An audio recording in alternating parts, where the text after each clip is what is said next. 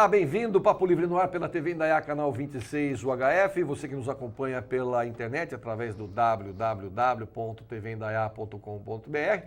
Bem-vindo também à nossa programação, como você sabe, sempre ali ao lado, em tempo real, no nosso site. A partir do momento que estamos transmitindo a programação local, também estamos ao vivo pelo Facebook. Aqui comigo, Sérgio Borsari, da Lógica Contabilidade. Nós vamos falar hoje sobre um assunto que está pegando todo mundo, educação financeira. Em momento de crise, não tem jeito, né? Nós temos que apertar o bolso e nós estamos conversando, inclusive, sobre isso agora aqui. O que nós estamos fazendo para dar uma segurada, porque não tem jeito. Qualquer saidinha hoje, você morre com R$100, principalmente numa cidade como Indaiatuba, Campinas, é muito caro. Então, você com R$100, muitas vezes, você passa um bom final de semana na sua casa, com a família, fazendo um churrasco, sem ter que desperdiçar uma boa parte desse dinheiro. Então, existem alternativas que a gente tem que estar sempre propenso a fazer. Então, está mais barato ficar em casa do que sair, você gasta menos e não deixa de ter um lazer aí. Cinema está pela hora da morte, então você imagina que está difícil trabalhar. E nós vamos falar sobre educação financeira. Sérgio, obrigado pela participação. Como é que a gente começa, hein? Não, vamos lá. Vamos lá, Jair. Olá, amigos da TV Indaiá, do Papo Livre. Estamos aqui de novo falar de um assunto um pouco complicado nessa época, né? Como fazer uma educação financeira. A gente sabe que é época de vacas gordas, você dá para consumir, dá para fazer, não olhar tanto para as contas e tá consumindo e tá verificando porque tem uma entrada de receita. Mas numa época como hoje, a gente sabe que tudo está limitado. Casas que tinham 3, 4 pessoas trabalhando, hoje tem 1, 2 desempregados, a gente sabe e temos que sobreviver. Não temos que passar por essa crise. Não foi culpa nossa, foi culpa do nossas escolhas, né? Principalmente políticas, mas... A minha não, porque eu não escolhi aquele filho da mãe, não. A maioria ladrão. Vem assim, não tem jeito, mas vamos lá. A gente tem que tentar se adaptar ao que tem para hoje, né? Vamos tentar resolver isso aí. É o que temos para o almoço. Então, alguns conselhos que a gente, como contador, como empresário também, está fazendo nessa época, para sobreviver. A gente não tem como dispensar também todos os funcionários, não tem como fazer todo o corte, porque senão também comer, beber, vestir, se locomover, tem coisa que a gente não consegue ter acesso à informação, a gente não consegue tá eliminando 100%, mas a gente consegue visualizar um pouco melhor. Então, a gente brinca, né? A amiga nossa hoje é a calculadora, né? Não precisa ser uma científica, que às vezes custa caro, mas pode ser uma calculadorazinha simples, ou do próprio celular, né? Todo mundo tem celular, que todo mundo tem uma calculadora, então fazer conta, procurar analisar. Então, a gente fala, é um orçamento. A gente, como contador, tem a ciência contábil, né? É uma ciência que estuda mutações patrimoniais e acerta origens e aplicações de recursos. Então tá, a aplicação de recursos seria a receita. Se eu não tenho a receita que eu desejo, eu vou ter que me adaptar com o consumo que eu tenho. Então, o que a gente aconselha hoje, numa época difícil, de crise? A estar olhando conta por conta. Então, seu orçamento familiar. Você tem um orçamento na sua casa, peraí, minha mãe tem um salário, eu tenho um salário, meu irmão, então quanto que a gente tem de renda bruta, vamos dizer assim, R$3.000 no total. Peraí, tem R$1.000 de aluguel, então esse eu não consigo fugir. A conta de água e de luz, normalmente você tem uma média de estimativa.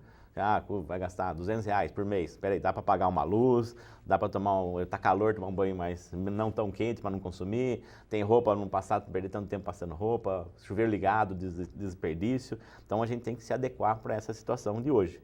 Tentar medir e ter controles para poder economizar. Esse é um ponto, a gente está falando dentro da casa da gente.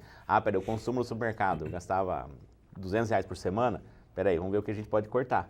A cervejinha vai ter que diminuir, ou diminuir, muda de marca, ou consumir coisas mais saudáveis e não tanto um consumo sem controle. Então, a gente tem que pegar item a item. Aí eu falo, para partir aí eu recebo a conta salário pelo banco. Peraí, tem tarifa? Quanto custa essa tarifa? É R$10, R$15? Às vezes eu fico 3, 4 meses sem ver essa tarifa, 1 ano sem ver essa tarifa, o banco tem um reajuste, eu mudou meu plano sem eu saber, sem eu ver, isso acontece constantemente. Então, verifica, consulta, concilia o seu extrato bancário, dá uma olhada, opa, minha tarifa bancária, porque eu usei uma folha de cheque, eu paguei R$15 a mais. Espera aí, por quê? Então, não vou usar cheque, eu vou lá na boca do caixa, saco e vou lá e pago essa conta. Item a item você tem que verificar o que está acontecendo. Minha TV por assinatura, peraí, opa, eu tenho TV por assinatura e gasto tanto, tem um plano X, peraí, eu consigo reduzir o plano, eu consigo ficar sem a TV por assinatura? São supérfluos que a gente consegue sobreviver. Então a gente sabe que tem coisas que a gente consegue tá reduzindo. Vamos falar de conta telefônica, lá em casa mesmo, eu pego um exemplo, eu eliminei o telefone fixo. Por quê? Eu, minha esposa e 3 filhos, nós não paramos em casa. Um faz faculdade, outro estuda fora. E todo mundo tem celular. E todo mundo tem celular. Então, quiser falar, a gente liga o celular. Liga em casa, não achar ninguém. Final de semana a gente vai para a chácara. Então, quer dizer, eu não tenho o porquê ter um telefone fixo. Então, são despesas desnecessárias que a gente pode evitar e tentar raciocinar melhor com aquilo que a gente tem. Ou seja, ver a origem do meu recurso, ver como eu vou aplicar da melhor forma possível. Então, em momentos de crise, a gente tem que fazer isso. Eu preciso trocar meu carro. Qual a melhor forma de trocar o carro? Peraí, eu tenho que fazer um financiamento? Quanto que é o juro que eu vou pagar? Normalmente, em épocas de vacas gordas, eu vou lá na concessionária, tiro um carro, pago em 60 vezes, só que nunca faço a conta que eu pago 3 carros. Dá para fazer, dá para esperar com esse carro que eu tenho, fazer uma poupancinha, guardar um dinheirinho por mês, depois tentar fazer um consórcio, eu não tenho dinheiro para comprar o carro no total. E com esse consórcio, eu poder não pagar esse juro alto, tem uma taxa de administração do consórcio também, ninguém dá nada de graça. Nunca se esqueça que nesse mundo nosso capitalista, ninguém te dá nada de graça. Mas a gente pode ter opções menos onerosas. É isso que a gente vem aconselhando aí empresários, aconselhando você como pessoa física, a estar fazendo cálculos. Perde um certo tempo, em vez de ficar no WhatsApp, né, brincando, que tem o São Pedro agora não sai do WhatsApp, né, não manda chuva para nós. Então, a gente perde um tempo para se ganhar recursos. Então, vamos pensar, vamos usar a nossa inteligência a nosso favor. Nós somos seres humanos, né, pensamos muito, e a gente consegue fazer isso com raciocínio lógico, né, fazendo um merchandising aí da lógica, a gente consegue fazer um raciocínio lógico e entender que eu não posso gastar mais do que eu ganho. Se eu gastar mais do que eu ganho, eu vou estar pagando juros. Esses juros é um dinheiro que quem empresta tem que receber os juros, porque ele está prestando dinheiro para você. Só que, por outro lado, eu tenho que também, às vezes, se eu precisar usar dinheiro para fazer um investimento, alguma coisa nesse sentido, eu tenho que procurar a melhor opção de juro, os juros mais baixos. Que garantia que eu posso dar? Porque, na verdade, o juro incide com a capacidade que eu tenho de pagar. Se eu tenho uma capacidade de pagamento boa, meu juro é mais baixo. Se eu tenho uma garantia boa, eu dei um imóvel como garantia no empréstimo que eu fiz, meu juro é mais baixo. Por quê? O banco vai ter uma garantia que ele vai lá e tomar meu imóvel. Só que eu quero perder esse imóvel? Não. Vamos tentar fazer cálculos para não errar. Infelizmente, se a gente errar no mercado hoje apertado do jeito que está, a falência é certa. Então, temos que tomar muito cuidado com relação a isso. A crise financeira está aí, a gente sabe, não é segredo para ninguém, só que a gente vai continuar vivendo, vai continuar consumindo, vai estar aí correndo atrás. Vamos falar em uma opção que estava no mercado explodido aí, né, com a compra de imóveis, então todo mundo adquirindo sua casa própria e tal. Hoje, é lógico, é um mercado que caiu, só que também tem que fazer um certo cálculo. Se eu consigo, peraí, quanto que eu pago de aluguel hoje? Eu consigo migrar por um imóvel próprio, usar um pouco do meu fundo de garantia, que você sabe que o fundo de garantia, o rendimento que você tem lá quem é empregado, é 0,25% ao mês. O pior investimento que tem é a poupança que paga 0,5%.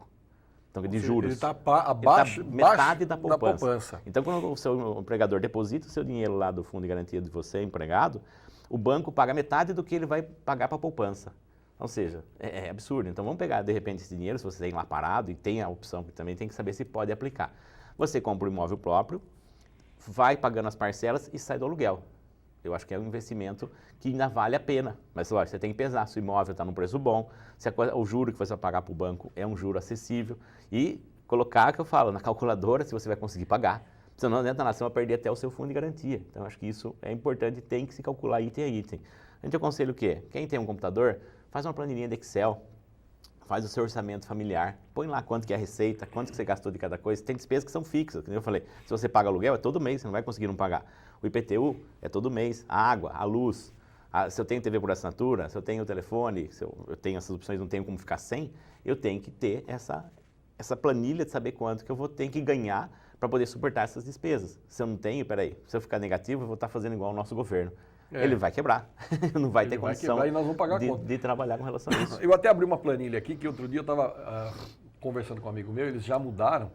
Olha que interessante, para um determinado bem aí, a base de R$ 34.489 é o preço final do produto, né? Eles estão dando um bônus de R$ 2.000 aqui, porque ela custava mais. Certo. Só que olha que interessante, até esses dias atrás dava 20% de entrada, e tinha 48 parcelas nesse valor aqui, que dá 0,9,5 de juros. Já está dando 1,05, mas você aumenta aí 18 meses nas parcelas. Tem que pesar, fazer a conta. E aí o que acontece? Eu fui ver o tal do consórcio. Nesse caso aqui, o consórcio, a prestação era muito maior, em 48 meses, você pagaria pelo menos R$100 a mais do que está dizendo aqui, por causa da taxa de administração. Que às vezes é muito alta, então você tem que ver qual consórcio você vai ver. Tem opções hoje muito boas. Cuidado também com as marcas, né? Infelizmente, numa época de crise, todo mundo está sujeito a quebrar, vou ser sincero. Então você tem que procurar opções que sejam sólidas no mercado. A gente sabe que Todo mundo está sujeito a ter problemas? Tem, mas existem empresas aí que estão no segmento há muitos anos que estão preparadas para essa crise. A gente faz uma reserva. Eu falo como empresário que sou, vou passar pela crise? Vou passar pela crise. Por quê? Porque a gente fez reservas na época das vacas gordas que suportam, agora, há um mês que a gente não conseguiu o recurso total para honrar nosso compromisso, até por questão de inadimplência ou questão de queda de faturamento, mas a gente consegue honrar nossas contas porque eu tenho uma gordura. Você tem uma poupança, na verdade. Né? Não só fisicamente, mas a gente tem a parte de uma gordura, uma poupança para a gente poder suportar esses momentos. Todo mundo tem que ter. A gente brinca, né? Na hora da dor de barriga, a gente tem que ter alguma coisa guardada, porque dentro do seu orçamento, eu aconselho você reservar um X%, lógico, dentro do que dá, dentro de você guardar dinheiro na poupança e pagar juros no cheque especial. Aí você vai estar tomando um prejuízo. Então a gente aconselha o quê? Ter uma reserva para uma hora difícil. Eu consigo guardar R$100 por mês? Pô, num ano é 1.200. Eu consigo guardar 150, 200. Então, quanto você mais puder fazer de reserva e aplicar esse dinheiro, nem que seja aplicar numa poupança mesmo, a taxa é baixa, mas tá lá guardado. Se bem que hoje a poupança tá bem. Um dos mais atrativos. Está dos mais atrativos. Tanto que eles mudaram o cálculo para não prejudicar os outros papéis do governo. Que a gente tem que tomar cuidado porque alguns investimentos você tem um juro nominal lá, uma oferta maior, mas quando você vai ter o imposto de renda retido na fonte e os tributos, a taxa de administração, as coisas, ele fica menor que a poupança. Então, quer dizer, tem que fazer a conta, quanto eu vou receber líquido? O seu banco tem que dar essa informação. Quanto eu vou receber líquido desse investimento? Aí eu pago 1% ao mês, mas daí tem imposto de renda. Tem que ver quanto tempo esse dinheiro precisa ficar parado lá. Precisa ficar aplicado pelo menos um ano para ter um rendimento um pouco maior. Nesse um ano eu não vou precisar desse dinheiro, que pode ser que eu aplique nesse fundo de investimento e dentro de um ano eu tiro e não tem rendimento nenhum. Então, então deixa na poupança, que eu tiro a qualquer momento, ele tem um rendimento menor, mas eu estou lá com ele guardado. Na verdade, você tem disponível ali, né? Então, quer dizer, eu falo, hoje você tem que somar, a gente está catando moedinha todo dia. Então é 10 centavos ali, é 20 ali, 50 lá. No final do dia você conseguiu juntar R$1, tá bom, já não teve prejuízo. Então, temos que fazer conta, vai ter que pegar item a item, vamos conciliar todas as nossas contas de cartão de crédito. Se eu estou pagando juro, peraí, o juro do cartão de crédito está muito... Eu não consegui pagar a fatura do cartão de crédito esse mês, mas o juro do cartão de crédito é menor do que o meu cheque especial, eu consigo fazer um empréstimo consignado com juro menor. Para pagar aqui. O ideal é não entrar no déficit, não fazer a conta ficar no vermelho. Mas se entrar, qual é a melhor opção para eu conseguir sair de lá? O que eu vou cortar nesses próximos tempos para eu poder suprir esse meu déficit aqui? Não adianta a gente fazer como o nosso governo, que cada ano deve mais e continua devendo. Então, quer dizer, vai aumentando. Continua gastando. Então, não, vamos seguir o exemplo bom, vamos fazer a conta inversa. Puxa o freio, engata a marcha ré, vamos rever conta a conta que a gente tem para poder estar fazendo uma economia saudável. Senão a gente vai pro brejo. Vai pro vinagre, assim. Não tem jeito. E uma das coisas que eu estava comentando com ele aqui agora, ontem eu fui pagar meu telefone, tomei um susto. Porque eu falei, mas por que minha conta está tão alta assim? Eu tenho uma tarifa, como é que chama? Eu tenho um X que eu posso gastar por mês, mas todo mês vem R$12 a mais, R$13 a mais. Eu falei, mas por que está vindo isso, né? Aí entrei lá, descobri que eu pago um tal de banca online, que eu nunca usei na minha vida. Eu tenho 40 títulos à disposição para ler no celular, e eu lá leio de revista no celular. E é R$15 por mês. Ou seja, daqui a pouco eu já vou ligar lá e falar, minha filha, quem mandou? Porque é o seguinte, quando eles venderam o pacote, isso estava incluído no pacote. Só que deve ter vencido o pacote, eles não avisam e acrescentaram.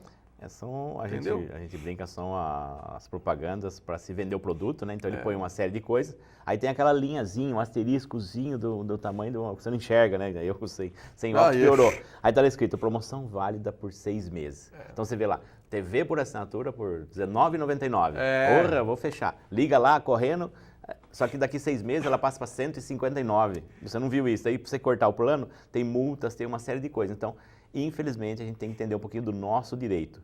Pergunta. Não tenha vergonha, não. Você tem que perguntar, porque é você que está pagando. Você que está pagando. Então, uma empresa que pega umas empresas de telefonia, se ele colocar R$5 na conta de cada um banco, R$5 de tarifa de alguma coisa, ele recebe bilhões e ninguém percebe. E só quem for reclamar que ele vai tirar.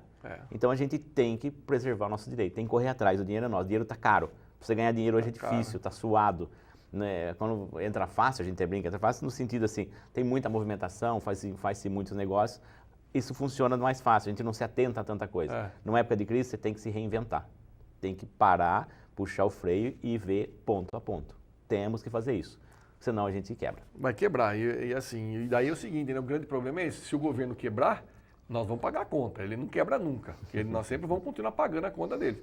Acabei de ouvir agora de manhã, o ano que vem, tem projetos do governo que vão ter 80% de corte, 87% de corte. Principalmente a Secretaria de Esportes, tem aquele apoio de atletas, aquela coisa toda, vai ter corte de 87%. Ou seja, fizeram um estardalhaço, um carnaval para fazer a Olimpíada, o legado da Olimpíada está lá. Tudo deteriorado, podre, decadente, e agora não tem atleta também. Não sobrou atleta, por quê? Porque não tem dinheiro para bancar. E todo mundo com dinheiro no bolso. Aí você pega um determinado, é surpreendido pela notícia que um bacana, um baixinho, gordo, safado, tem 52 milhões em dinheiro no apartamento dele e ele diz que não é dele. Nós vamos falar sobre isso daqui a pouco, porque eu quero entender, acho que você também, vamos perguntar para um contador aqui, como é que se lava dinheiro? Você põe na máquina de lavar, ele sai bonitinho? Não, sai daí que a gente já volta já e o Sérgio vai explicar isso pra gente.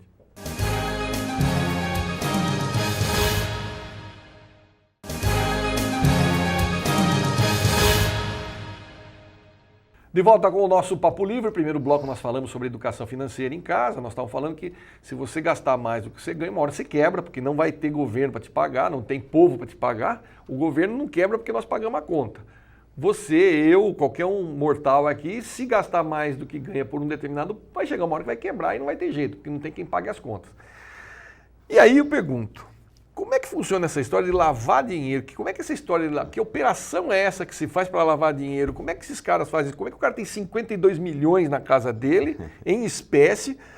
Porque hoje, assim, o Banco Itaú, por exemplo, se você for lá e falar que você quer sacar 10 mil reais, se você não explicar direitinho para o cara o que você vai fazer com o dinheiro, você não saca o dinheiro. Ele não dá o dinheiro para você. Tem outros bancos que agora veio uma norma do Banco Central que eu vi lá que caiu de 100 para 50 mil. Mas no Banco Itaú sempre foi 10.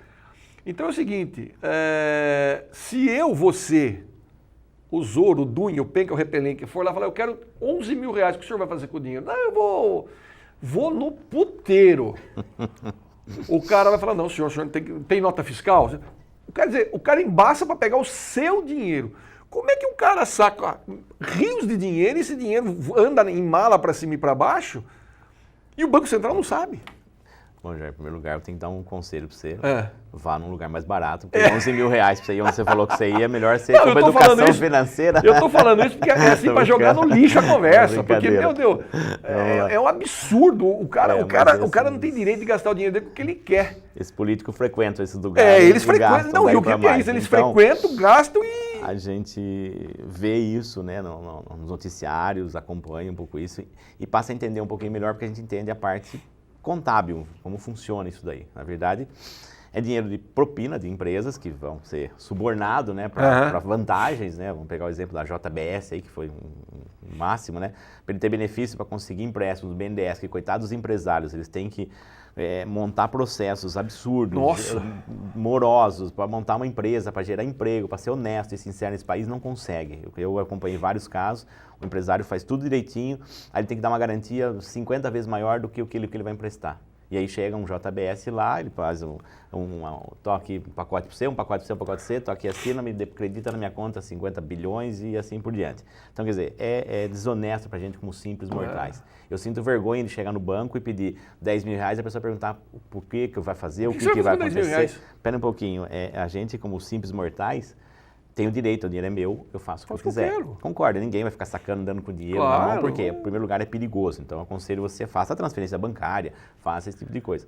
Mas esses políticos, eles têm uns privilégios perante os bancos e algumas pequenas instituições financeiras, ou algumas factories, alguns doleiros, que aconteceu muito aí, que têm acesso ao dinheiro. Então ele é filiado ao Banco Central, e ele tem acesso a ter esse dinheiro, pedir um carro forte com milhões e tal, porque ele compra e vende dinheiro, compra e vende dólares, esse tipo de coisa. Então, e aí eles fazem essa troca por dinheiro, essa operação. Então, só para tentar explicar por que eu no banco não consigo sacar esse dinheiro, porque existe uma norma do Banco Central, que chama-se compliance, onde o banco, se ele for displicente, né, com essa lavagem de dinheiro, alguma coisa assim, ele pode ser penalizado. Nunca vi isso acontecer, mas para a gente, simples mortais, o banco ele tem lá uma norma que você tem que assinar um papel. Olha, eu estou comprando um imóvel, eu estou indo para o local que você falou que você ia. Eu não vou, não, só estou dando ideia aqui. Mas nós temos que ter uma prestação de conta que é o correto a ser feito. Então, a gente sente vergonha em estar lá no banco, tendo que explicar para onde que eu vou fazer com 10 mil, se eu quero fazer uma festa em casa, eu não posso porque eu tenho que explicar para onde que vai esse dinheiro. E eles políticos andando com 52 milhões, guardando no apartamento, que esses 52 milhões deve ser o troquinho que sobrou. Não, com certeza. Porque com certeza tem muito mais lá dentro. O que você ouve falar de valores, você fala é absurdo. Aí vamos falar em lavagem de dinheiro, que é o item que você falou, né? Não é simplesmente colocar o dinheiro dentro da máquina de lavar e pôr lá para bater e ele sai limpo, né? Você vai simplesmente perder o dinheiro, né? Eles não fazem isso, não. O que acontece? Esse dinheiro sujo, quando você vai comprar um imóvel, quando você vai fazer qualquer coisa, ou seja, transferir, às vezes até para outro país, esse empresário, esse político, qualquer coisa assim, ele tem que fazer com que esse dinheiro esteja origem. Então, o que eles fazem? Eles montam empresas laranjas, onde eles emitem notas que nem a JBS para poder pagar essas propinas aí para esses políticos. Eles montavam umas empresas de fachada e simplesmente emitir uma nota como curso, treinamento, consultoria, tem aquele cara, inclusive, assessoria, costuma fazer palestras milionárias. Nosso amigo. O Luiz Inácio lá, o Nove Dedos lá, fazia palestra milionária. Nunca vi uma palestra, nunca vi um vídeo na internet de uma palestra de um homem desse. E assim, por incrível que pareça, para chegar ao valor de uma palestra dele, eles pegavam como base grandes palestrantes norte-americanos, como presidentes da República, Bill Clinton. Ronald Reagan, Bill Clinton, que cobravam em torno de 300, 200 mil reais para dar uma palestra, depois que eles saíam da presidência, que era uma forma de patrocínio de campanha para os próximos campanhas de pessoas deles. E eles pegaram com base isso aí, e perguntaram, né, como é que chegava ao número, né, de 300, 400 mil reais numa palestra. Não, é que lá fora ex-presidentes cobram esse preço. Mas um presidente de uma difícil, república né? de banana vai falar, vai contar, só se for para contar como é que rouba. Porque o que ele tem de... Como é que ele engana o povo, como é que ele engana os pobres lá do Nordeste, só se for isso que ele vai falar, porque... E aí a gente vem nessa questão da lavagem de dinheiro, que é vergonhoso, e assim, por incrível que pareça, às vezes a gente tem visto algumas empresas desse segmento, que além deles emitirem essa nota para esquentar esse dinheiro deles, porque a empresa que está pagando eles, né, entre aspas, está recebendo um documento para poder fazer a saída desse valor, porque também a empresa não consegue pagar 300, 400 mil reais assim do dia para a noite. Essas empresas não pagam imposto, são em nome de laranjas, são sonegadores e simplesmente emitem, vendem papel, vamos dizer assim, e não pagam esse imposto. Eu já vi muitas e muitas empresas assim, acompanhando a fiscalização. E o infeliz que está com o nome na empresa depois vai para o pau. E às vezes ele não sabe que está no nome dessa empresa. Nossa. Como aparece o Zé da Silva, não sei das quantas, que às vezes aparece o Fantástico, acho que fez algumas reportagens e foi buscar essas pessoas que tinham bilhões de devedor perante Receita Federal, perante Previdência, perante um coitado que mora na roça. Estaduais. Ele não sabia que ele tinha o nome. Tem empresas que são abertas numa residência de alguém que não sabe nem que aquele nome aquele endereço era uma empresa. Por quê? É tudo feito às escuras, atrás dos panos, isso simplesmente para emitir um papel. Então a ganância deles é tanta que se eles pelo menos pagassem o imposto sobre esse valor, fizesse uma coisa séria, a gente poderia até tentar falar, não, olha, eles tentaram fazer certo, mas não deu. Mas não, é o cúmulo do absurdo. Eles tentam fazer de uma forma que o Gerson tem vergonha deles. Nossa, só leva vantagem. Olha, é assustador. Esse país é complicado. E aí como é que faz para o governo fazer a continha dele chegar? Porque nós temos, quero chegar na Previdência aí para a gente encerrar, mas antes, o que o governo tem que fazer para fazer? Bom, primeiro, precisa parar de comprar deputado para segurar o presidente lá. Fazer essas maracutais. Bom, a gente falou no primeiro bloco aí sobre educação financeira para a vida pessoal nossa. O governo tem que fazer a mesma coisa. Não dá. Meu avô já dizia, rico é o homem que gasta menos que ganha. Se você ganha um salário mínimo, mas você gasta 80% do salário mínimo, você vai sobrar 20% ainda. Então, você tem que fazer, o governo vai ter que fazer a mesma coisa. É assim, no projeto deles para os próximos anos, o investimento vai ser zero. Só que assim, investimento zero, você falou do esporte, mas não é só no esporte, é infraestrutura, educação, em tudo vai cortar. Só que tá bom, é menos dinheiro também que vai entrar para o mercado.